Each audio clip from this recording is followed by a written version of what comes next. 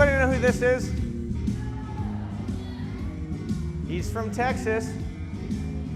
Stevie Ray Vaughan. Your parents know about him. You can bring it down. So I'm Greg Harris, and I'm the CEO of the Rock and Roll Hall of Fame and Museum. All right. Thank you. You should all know that I'm in this role, and I want to talk about it, but I can't sing to save my life. I can barely play guitar, and in fact, my kids are watching the stream back where we live in Ohio, where the museum is, and I promised them I would not sing today. Now, what I want to share with you is a little bit about how you're so lucky to be at this point, because at this point in time, the accessibility of music is so incredible. But don't just want to talk about music. I want to talk a little bit about museums and what museums do and how they tell stories, but also about how everything that we do, much like our last speaker, it's you, it's us, it's people.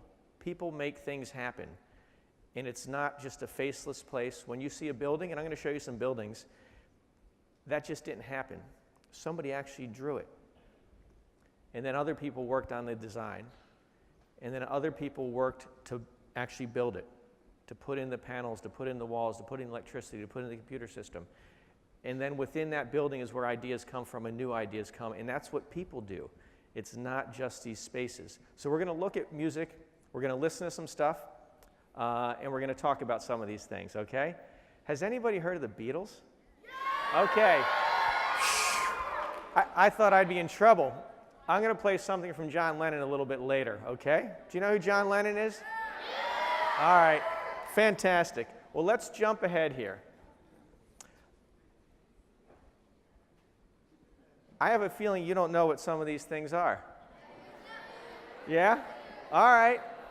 So what you need to know is all these things that we grab on our phone and other places used to be that it just came over the radio, and you listen to your radio. I put this one in the slide that's a car radio. It's no digital, it was this car radio that you had. But you could have a radio about this size, a transistor, and you would catch a station and hear some music. And the way that you started to like music is you heard something that you liked, and you'd try and remember some of the words so you could figure out what the name of the song was, and you might even write it down. And then if you heard it again, you get a little bit more, and that's how you actually heard your music. Well, the next step of that is, you see this big clunky thing up there? That's a tape recorder. Does anybody have a tape recorder? Wow, all right. That's fantastic. So you would take your tape recorder, when you heard the song on the radio that you liked, you'd push the button really fast. And you make a recording of it so you could play it back later. And you would have that tape, and you could use it over and over again.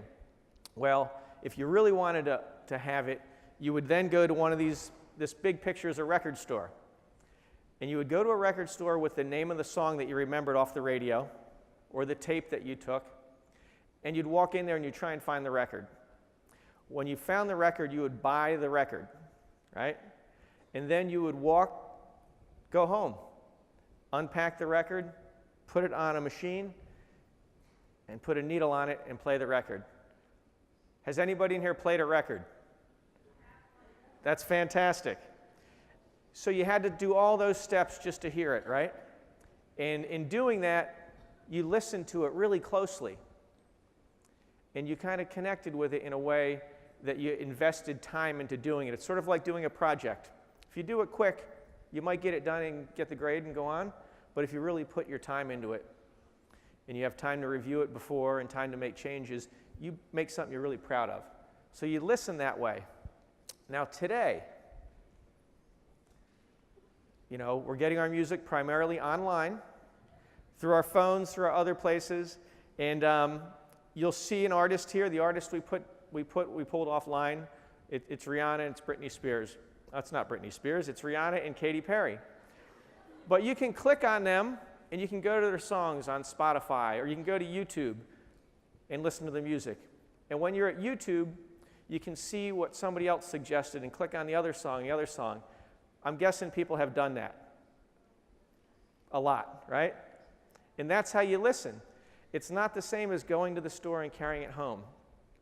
But what's interesting is, just by being at a computer, you can hear all this stuff. And you can see comments from other people anywhere in the world that love the same stuff that you do. And I'll give you an example. A great friend is a big fan of old blues music. And so for years and years, he would go to the record stores and find the music. He would search for it. He had a list in his wallet of the records he was looking for, and he would try and find them when he was in different cities. He said that his high school daughter knows more about the blues than he'll ever know, because she could sit there and find it all. And you can find it and connect. So the accessibility of information and using technology to do that is something that is a real treat. People like me, our first reaction is the way we did it is always the best way. But really, it's just different. The accessibility, the chance to get more, the chance to see more, and the chance then to filter it and compare it is really, really exciting, and you're in a perfect position for doing that. And it's not just in music. I'm using music as an example, but it's in a lot of things that we do. Does anybody know what this building is? The Louvre. This is in France, and the painting there, Mona Lisa. This is the museum that's emblematic of European art, and the Mona Lisa is the great master. You know, it's Leonardo da Vinci. The glass pyramid is right there at the Louvre. If you saw, there's a Nicolas Cage movie that this is in, right? Da Vinci Code. This is the pyramid. Well, the architect that designed that pyramid in the center of Europe's great museum also designed another pyramid. That's our museum. That's the Rock and Roll Hall of Fame. Hey, you can clap. Thank you.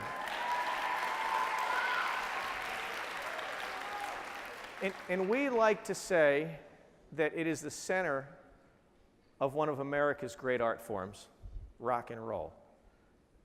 Invented here, from roots in other places, blasted around the world, and it's recognizable as a great creation by innovative people taking different streams of ideas, whether it's blues, whether it's gospel, whether it's country, and mixing it together to make something brand new and unheard of, and then it going around the world.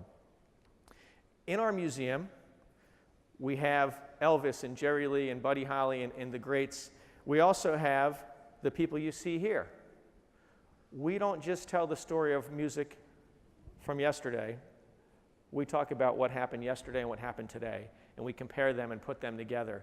And by doing that, we tell stories and we teach history. And that's what museums do. They teach and inspire you with what they have, whether it's rock and roll, whether it's 19th century history, or it's an old dining car. You teach history. And I'm going to give you an example of that by looking at the way something's exhibited. This band here is from the 70s, called The Clash. All right, I am thrilled to hear that. The guitar is a guitar that the leader of the band, Joe Strummer, used. And we tell their story in our exhibits of being this music that burst on the scene in the 1970s that had a lot of grit, it had a lot of power, and the band wanted it to sound very real and authentic. Would it surprise you to hear that that guitar on the left started out as a new guitar? And once the owner got it, he immediately painted it. He wanted to make it look old and gritty and make it look like it was authentic. And that's what the band wanted, was to look and sound authentic. I'm going to play a little bit of their music so you can hear it, and tell me if it doesn't match the look of the guitar and the look of the people, and also the look of the time. Can we roll a little bit?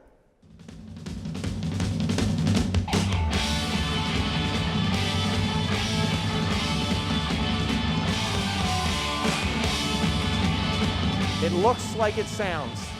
Thank you. It looks like it sounds, doesn't it? And you can tell stories with that.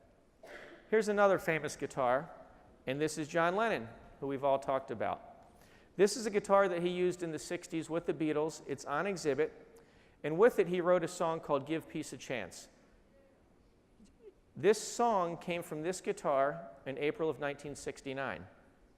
What's incredible about it, much like you're doing online now with YouTube, the song went from a single record. If you follow, in April of 1969, it was a single record and a single song. In November of 1969, 500,000 people met in Washington, D.C. in protest of the Vietnam War. And they stood on the steps of the Washington Monument together, 500,000 people. And together, they sang the song that came from that one guitar. Can you play the song, please?